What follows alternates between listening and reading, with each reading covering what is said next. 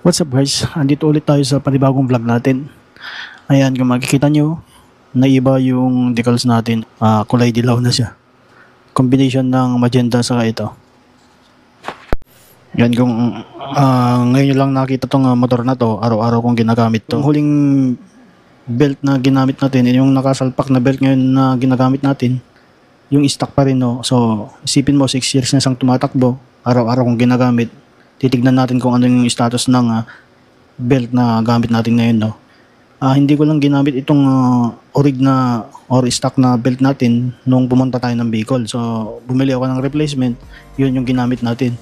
So pagkabalik ko galing ng Bicol, ibinalik ko yung stock. So 6 years, titignan natin kung ano yung nagbago dito, guys. So kung iisipin mo ba, guys, no, ito na yung Legend na Muse 40, yung gamit natin ngayon. Araw-araw ko tong ginagamit, guys, no. Nagpalit lang ako ng decals. Gawa ng yung helmet ko ay dilaw rin, no. Nagbago tayo ng kulay. Ayan. Ang mahirap lang dito sa sporty, guys, napakahirap na baklasin tong mga panggilid niya, no. Yun yung mahirap dito. Pero pag nabaklas mo yan, mabilis lang tanggalin yung CVT niya, no. Super stock, guys. Wala pa akong nagiging problema dito. Yun nga lang, yung nakaraang video natin nagbabackfire siya, pero so far okay na. Yan, pati itong rear suspension natin, mga crank cover natin, ito lang talaga yung malimit kong palitan, yung decals niya, kasi na dun sa company namin masyadong mainit, guys, no. Wala siyang silungan, kaya nagka-crack. So, at ito ay hindi ko nilalagyan ng mga pampakintab katulad ng BS1, no. Hindi ko nilalagyan kasi once na nilagyan ko yan, tapos araw-araw nabibilad, puputi lalo yung flarings natin, guys, no. Meron naman nabibili na yung i-restore mo yung flarings mo, pero mas maganda gawin mo na lang yung paraan na makaiwas para mag-fade to, no, guys, no, yung flarings mo. Then kung mapapansin nyo, naka-X speed mags tayo. Ayan. May mga nagsasabi na mabigat to. Meron impact din to sa takbo niya, guys. Siyempre sa CVT nahihirapan siya. So ayan, makikita nyo mamaya pagkabukas ko.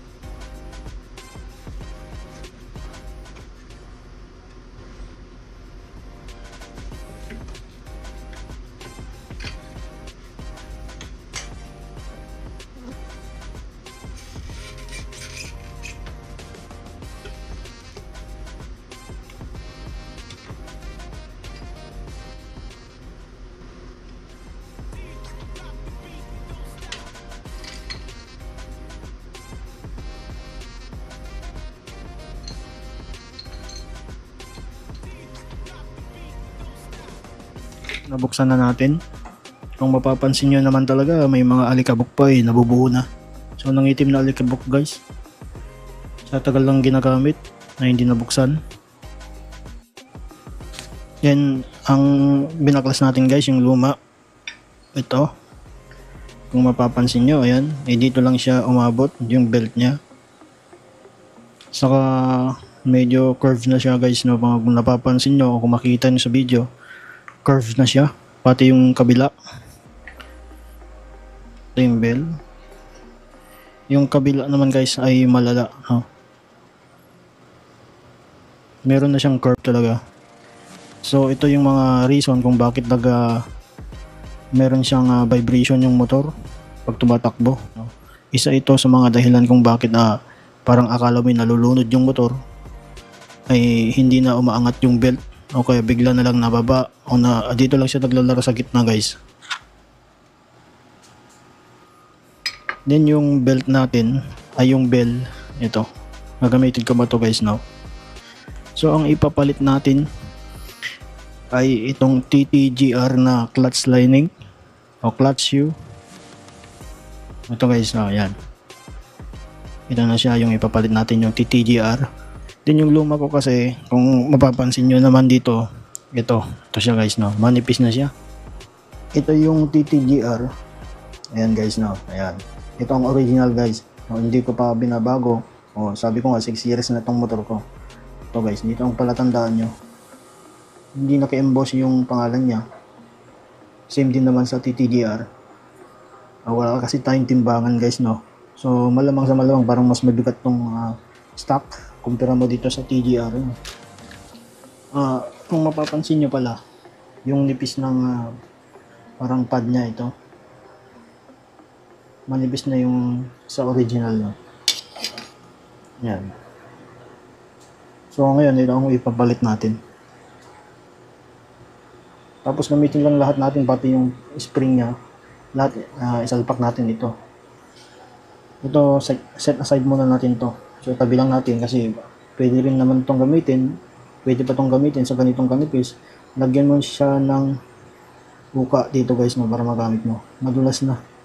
Hindi gaya nitong replacement natin. Medyo magaspang. Ito guys, TGR.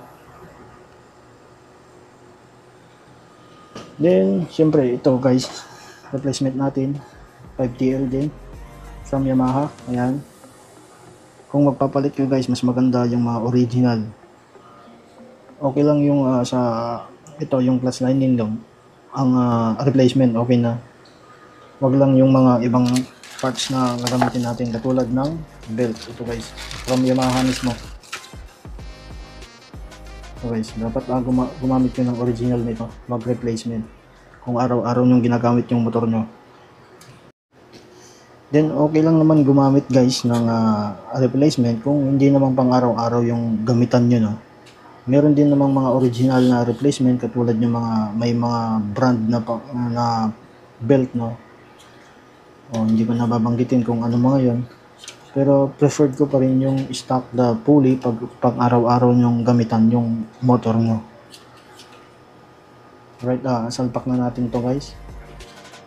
Lilinisan ko muna ito, yung mga kalat-kalat na to. So mas maganda guys, huwag kayong maglalagay ng mga langis o grasa. Punas-punas lang.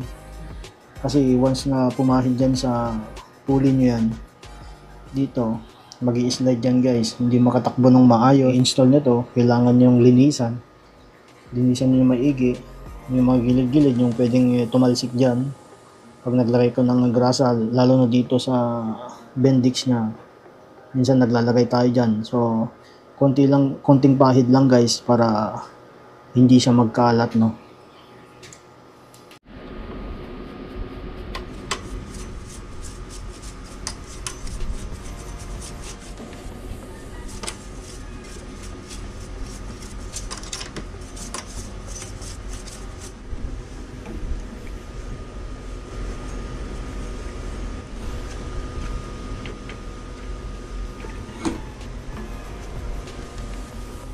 Yung gagamitin pala nating bola guys, stock pa rin.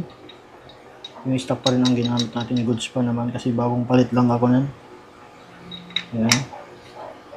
Tapos salpak na natin to. Ito na yung bago natin guys, Okay, salpak muna natin to.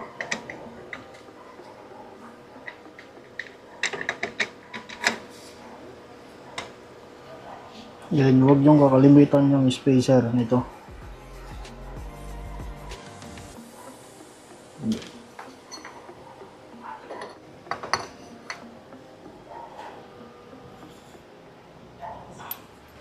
Tapos ito guys, lagay natin.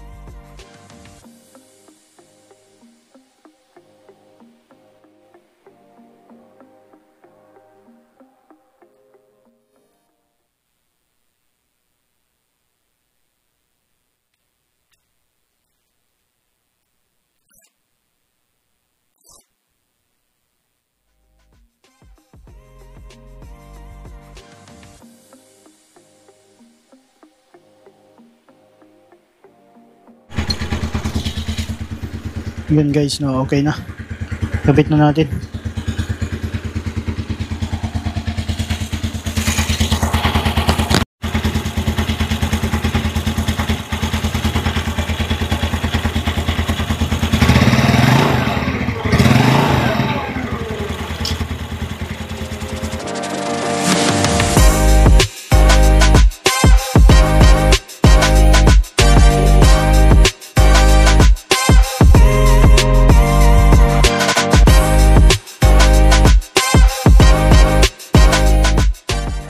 And guys, pahabol ko lang sa inyo na yung original Yamaha belt natin dito sa Mio Sporty.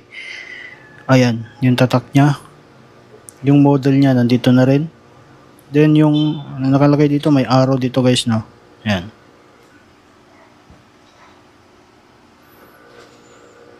Then kung titignan nyo sa 6 na taon na tinakbo nito na gamit, ito na siya.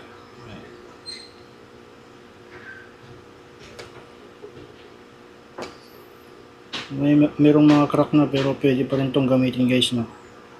Ayan. Hindi ko lang nakita yung kapal kanina ng pinalit natin dito, no. Siguro ito medyo manipis na kasi 6 na taon nang ginagamit to guys. Pero sa tingin ko magagamit pa natin to. Lagay lang natin dito sa box natin just in case of emergency, magagamit natin. Alright, hanggang dito na lang. Peace out.